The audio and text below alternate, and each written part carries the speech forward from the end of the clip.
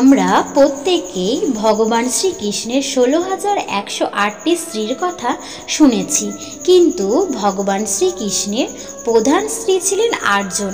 তারা হলেন রুক্মিণী, সত্যভামা, জাম্ববতী, কালিন্দী, মিত্রবিন্দ, সত্যা, ভদ্রা এবং লক্ষণা। কিন্তু তার সত্ত্বেও কেন ভগবান শ্রীকৃষ্ণ 16,100 জনকে বিবাহ করেন, সেই বিষয়ে আজ আমরা জানব।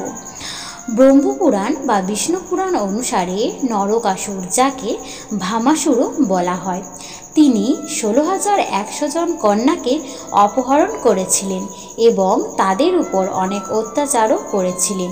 তখন ভগবান শ্রীকৃষ্ণ সেই নরকাসুরকে বধ করে সমস্ত কন্যাদের রক্ষা করেছিলেন। নরকাসুরের বধের পর 16,100 জন কন্যা আত্মহত্যা করার সিদ্ধান্ত নেন, কিন্তু ভগবান শ্রীকৃষ্ণ তার কারণ জানতে চাওয়ায় তারা বলেন, নরকাসুরের অত্যাচারের ফলে না তাদেরকেও বিবাহ করবেন, না তাদেরকেও সম্মান করবেন। তখন ভগবান শ্রীকৃষ্ণ তাদেরকে বলেন, আত্মহত্যা করা মহাপাপ। তৎক্ষণাৎ ভগবান শ্রীকৃষ্ণ 16,100টি রূপ ধারণ করে সমস্ত কন্যাদের বিবাহ করলেন। এইভাবেই ভগবান শ্রীকৃষ্ণ সেই সমস্ত কন্যাদেরকে তাদের লজ্জা থেকে রক্ষা করেছিলেন। তাই ভগবান শ্রীকৃষ্ণের 16,108 জন স্ত্রী ছিলেন।